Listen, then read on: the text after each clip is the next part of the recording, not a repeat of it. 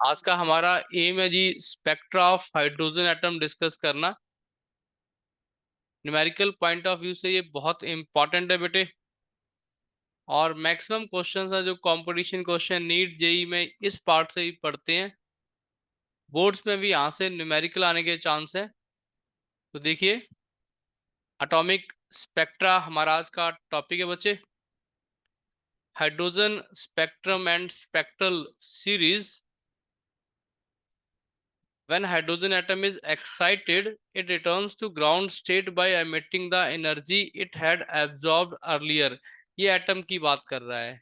जो बिहेवियर बेटे एटम का होता है, जैसे एटम एक्साइट होता है और ग्राउंड स्टेट पे जाता है, वैसे ही इलेक्ट्रॉन्स भी एक्साइट होते हैं और ग्राउंड स्टेट पे जाते हैं। ठीक है जी। The energy is given out by atom in the form of radiation of different wavelengths as electron jumps down from a higher to a lower orbit। ठीक है जी। Transition from different orbits cause different wavelengths. जैसे जी एक level ये 2 है जी, ये level 1 है। जब भी एक इलेक्ट्रॉन लेवल 2 से लेवल 1 पे जाएगा, तो मान लेते हैं यहाँ एनर्जी E2 है, यहाँ एनर्जी E1 है। तो जो डिफरेंस ऑफ एनर्जी है जी, final energy minus initial energy equals to what, H nu या एच सी बाई लेमडा, वो एज अ फोटोन रिलीज हो जाएगी। ठीक है जी। एनर्जी रिलीज होती है जी। If the atoms goes to a state of lower energy, it emits a photon. Okay. तो फोटोन की एमिशन की वजह से इसको एमिशन स्पेक्ट्रा कहते हैं बच्चे। ठीक है जी। स्पेक्ट्रा की दो टाइप्स होती हैं, एक एमिशन स्पेक्ट्रा, एक एब्जॉर्प्शन स्पेक्ट्रा। जब एटम एनर्जी एब्जॉर्ब करता है बाहर से, तो उसको एब्जॉर्प्शन स्पेक्ट्रा कहते हैं।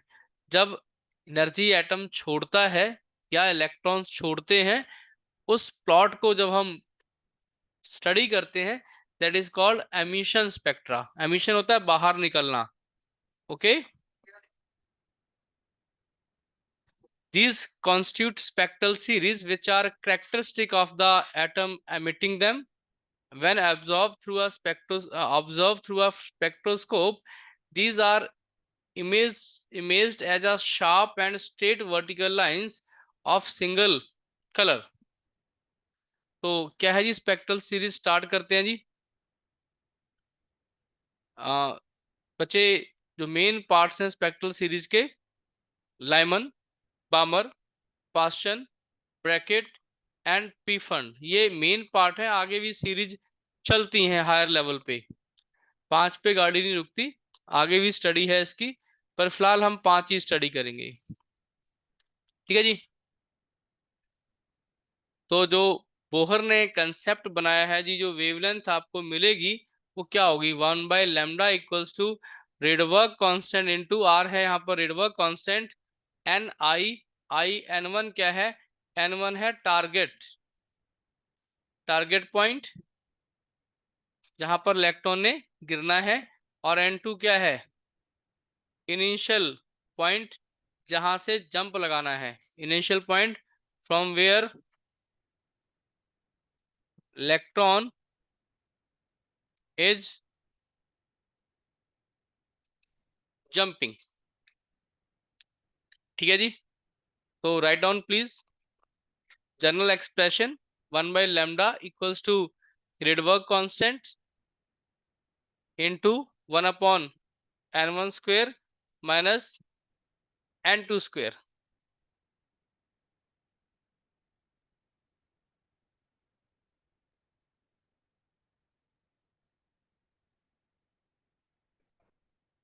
नहीं, तो आगे बढ़ रहे हैं जी।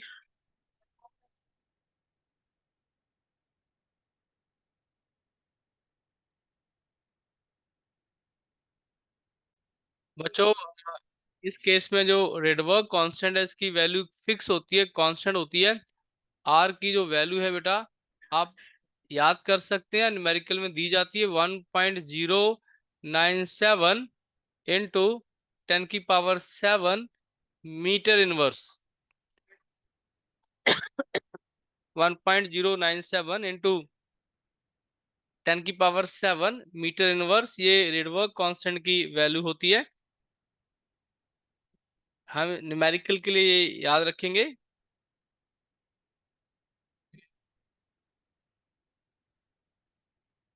तो आगे चल रहे हैं यहां से,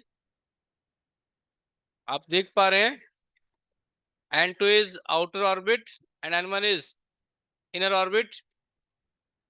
ये स्पेक्ट्रा है जी, हाइड्रोजन एटम का ये स्पेक्ट्रा है बच्चे। इसको आपको ड्रॉ करना है। आपके पास एनर्जी का एक्सप्रेशन था, आप याद कीजिए। एनर्जी का जो एक्सप्रेशन है -13.6/n² इलेक्ट्रॉन वोल्ट। यहाँ पर ये माइनस है जी, 13.6/n² इलेक्ट्रॉन वोल्ट। जब N1 है इसको ग्राउंड स्टेट कहते हैं। कौन सा स्टेट? N1 ground state. कितनी वैल्यू आ गई जी? -13.6। एन आप 2 भर दीजिए बेटा, यहाँ पर 2 भरेंगे, कितना आएगा? ये En है। E2 कितना आएगा बच्चों? E2 आएगा बेटा जी -13.6/2 का स्क्वायर। ये सॉल्व करके कितना आता है? -3.4 इलेक्ट्रॉन वोल्ट। तीसरा है जी, एन की वैल्यू क्या भर देंगे आप? 3। सब बच्चों को डाटा याद करना है। याद करना है जी, शॉर्टकट है न्यूमेरिकल निकालने के लिए। -1.5 इलेक्ट्रॉन वोल्ट, और फिर आप N4 भर दीजिए, क्या आ जाएगा? 0.85 इलेक्ट्रॉन वोल्ट। और कहां तक? अप टू इन्फिनिटी तक ये एनर्जी लेवल्स जाते हैं। ठीक है जी, last bench up to infinity तक ये जाते हैं बच्चे। लाइमन का मतलब क्या है जी? टारगेट पॉइंट है आपका, N1 है वो 1 होता है। N1 है 1, आपका टारगेट ग्राउंड स्टेट हो, इनिशियल 2 से कोई रेडिएशन निकलेगी, इसको अल्फा लाइन बोलेंगे लाइमन सीरीज में। N3 से जो लाइन आएगी, जो वेवलेंथ निकलेगी, इसको बीटा लाइन बोलते हैं। उसका और अगला गामा, और अगला डेल्टा। तो अल्फा का मतलब है नेक्स्ट नियरेस्ट लेवल, बीटा का उससे अगला लेवल, गामा से उससे अगला लेवल बेटा। ऐसे भी अल्फा बीटा गामा भी आपसे पूछा जा सकता है। ठीक है जी, अगर ये बामर सीरीज है, टारगेट आपका N2 है जी। 3 से गिरेगा अल्फा, 4 से गिरेगा बीटा, 5 से गिरेगा गामा, 6 से गिरेगा डेल्टा। समझने वाली बात या याद रखने वाली बात है, जो लाइमन सीरीज है, it belongs to ultra violet region. It belongs to बहुत ज्यादा आने वाला multiple. Balmer series belongs to visible region. And Paschen, जिसमें टारगेट आपका N1 है, वो 3 होता है, और उसके ऊपर वाले लेवल जो 4 होगा वो अल्फा, 5 होगा वो बीटा, 6 होगा वो, एंड सो ऑन। तो इस तरह ये सीरीज है वो आगे बढ़ती जाती हैं, और इसको कहते हैं स्पेक्ट्रा ऑफ हाइड्रोजन एटम। बच्चों बहुत सारे शॉर्टकट तरीके क्वेश्चन करने के हैं, उन शॉर्टकट तरीके पे भी आप फोकस कीजिएगा। क्या शॉर्टकट तरीके हैं? एक तो आपने अभी पढ़ा था कि कोई भी वेवलेंथ क्या होती है, 1/λ equals to Rydberg constant 1/n 1 का स्क्वायर फाइनल माइनस 1 इनिशियल। एक और हमारे पास स्मार्ट मेथड है बेटे, जहां से हम क्वेश्चन, या मैं जल्दी प्रेफर करता हूं करना। मान लो मुझे यहां से ये रेडिएशन निकालनी है, ये लैम्डा निकालना है। क्वेश्चन आ गया कि लाइमन सीरीज में लैम्डा अल्फा निकालिए, लैम्डा अल्फा निकालिए। तो मैं क्या करूंगा बच्चों, यहाँ पर कितनी एनर्जी है? 3 -3.4, यहाँ पर कितना है? 13.6। तो एनर्जी का जो रिलीज होता है क्या होता है? जो डिफरेंस है, डिफरेंस क्या है, ये फाइनल क्या है 13.6, ये फाइनल टारगेट है। तो लॉस कैसे निकालेंगे, ई इनिशियल माइनस ई फाइनल, क्या आ जाएगा जी, -3.4 इलेक्ट्रॉन वोल्ट माइनस और -13.6, डिफरेंस क्या आ गया जी, ये 10.2 इलेक्ट्रॉन वोल्ट एनर्जी है वो रिलीज होनी है। कितनी बेटा, यहां से यहां जंपिंग होगी, कितनी एनर्जी रिलीज होगी 10.2। हमने दोनों का डिफरेंस ले लिया यार, सिंपल शब्दों में यार, इसमें से ये माइनस कर दिया। एनर्जी पता है, इसकी वेवलेंथ कैसे बना सकते हैं, बताया मैंने आपको बनाना,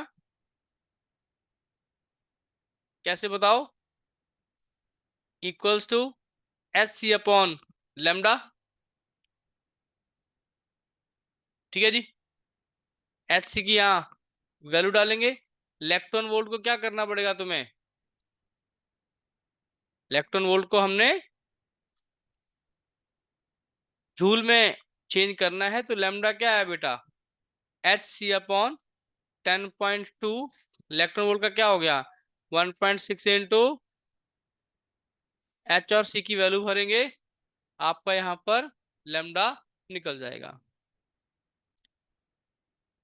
समझ में आया जी। सेकंड अल्टरनेट मेथड अगर आपको ये यूज नहीं करना है, इसका सेकंड अल्टरनेट ये है कि आप डिफरेंस ऑफ एनर्जी निकाल लीजिए, वो difference equals to H C upon lambda, electron volt को हमेशा जूल बनाइए और आप लेमडा निकाल सकते हैं। दूसरा मेथड बेटे कंपैरिजन का,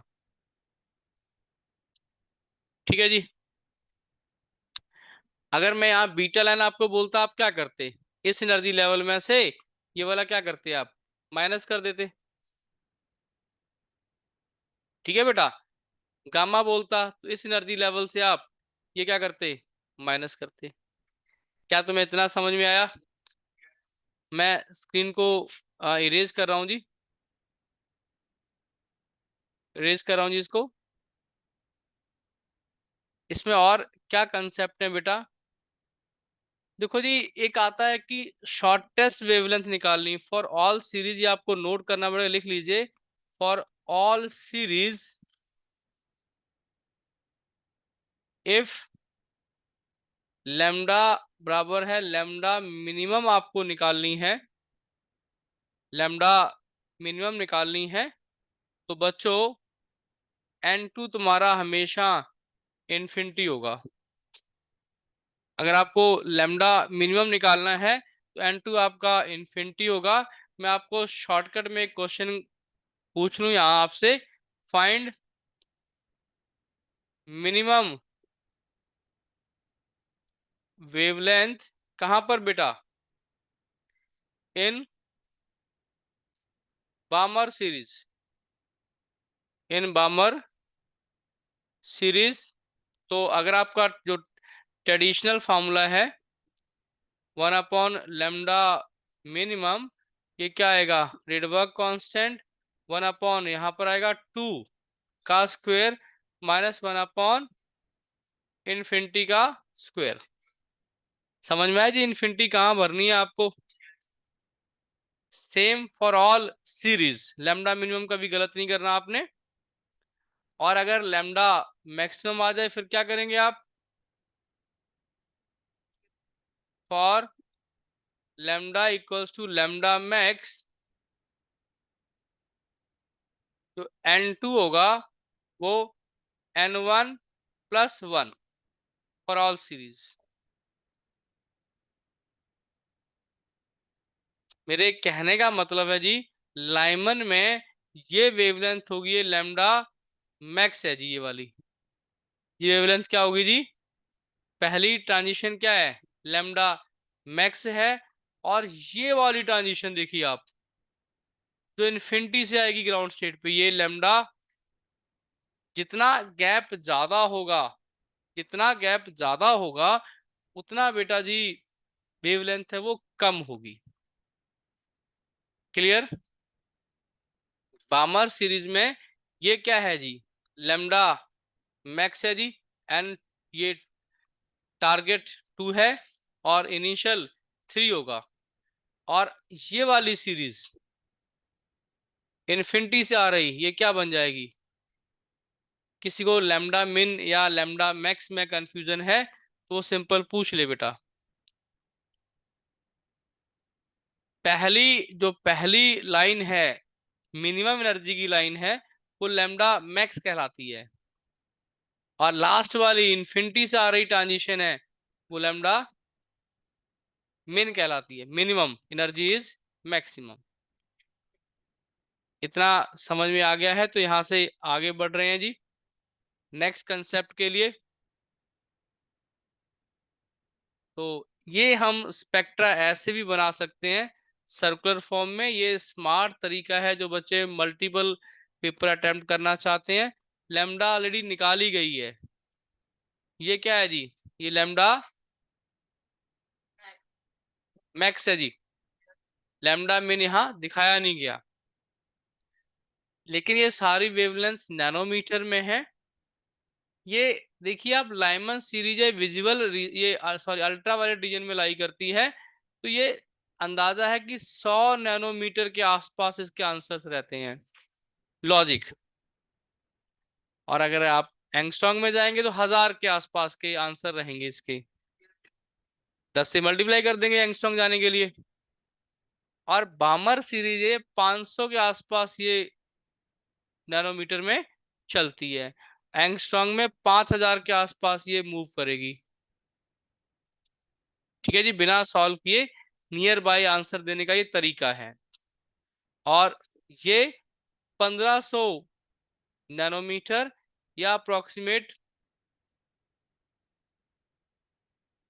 15000 एंगस्ट्रॉन्ग के आसपास इसके आंसर्स हैं, वो लाई करते हैं बेटा। नहीं, 1000 ही ले लो, 15 को 1000 ले लो, 1000, क्योंकि ना ये 1000 है ना मिनिमम। इसके ऊपर 1000 लीजिए आप, यहाँ पर 1000 बेटा नियर अबाउट आंसर है जी। 10,000 के आसपास के आंसर्स हैं वो इस सीरीज के रहेंगे, पार्शियल सीरीज। बाकी उसके आगे तो ये टेबल रफली आपकी हेल्प करता है। कई बार बिना क्वेश्चन को सॉल्व किए आप डायरेक्ट आंसर दे पाओगे कि कहाँ पर ये लाई करता है। चीजों को थोड़ा डिटेल में और फास्ट समझ लेते हैं। क्या है देखिए, क्या है बच्चों? लाइमन सीरीज आपको बता दिया सारा। N2 क्या होगा जी? 2 3 4। और N1 क्या होगा? 1। ये इसको कहते हैं जी wave number. Mu bar is called wave number. ठीक है जी, क्या बोलते हैं इसको? Wave number. ये होता क्या है वेव नंबर? वेव नंबर और फ्रीक्वेंसी का क्या रिलेशन है जी?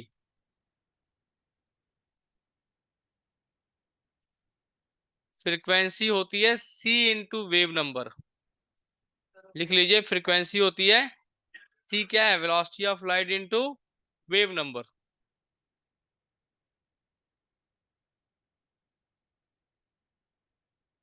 ठीक है जी, आगे चल रहे हैं जी यहाँ से नेक्स्ट कंसेप्ट पे।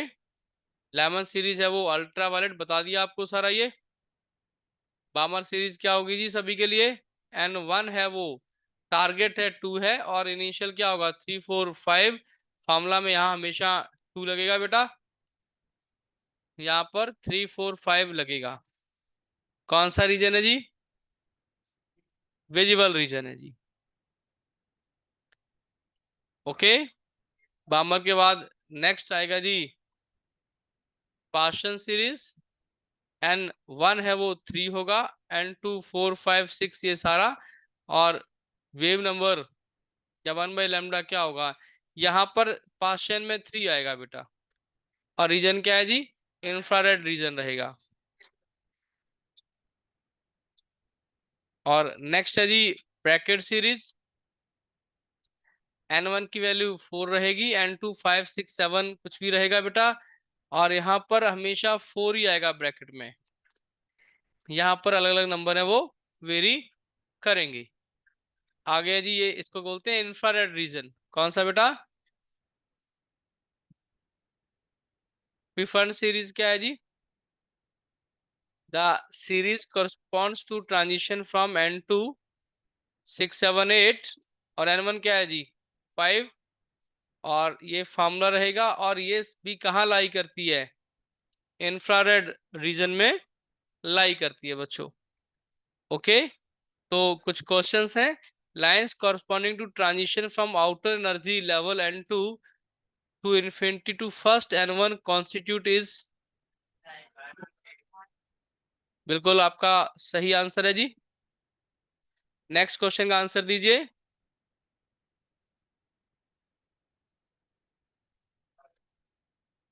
पास्चन और ब्रैकेट सीरीज कहाँ लाई करती है?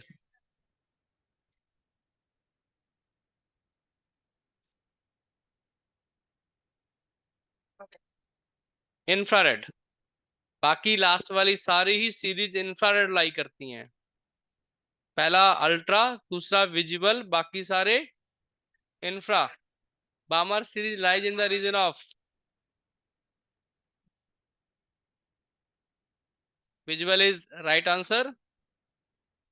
एक और 2 नंबर का कंसेप्ट है जी, इंपॉर्टेंट है जी। De Broglie explanation of Bohr second postulation of quantization. 2 number का कंसेप्चुअल है जी। आपको डी ब्रॉगली कंसेप्ट यूज करके बोहर का पॉस्टुलेट एंगुलर मोमेंटम वाला ऑब्टेन करना है। तो जैसा कि आप जानते हैं जी, क्या जानते हैं जी कि डी ब्रॉगली ने क्या बोला था?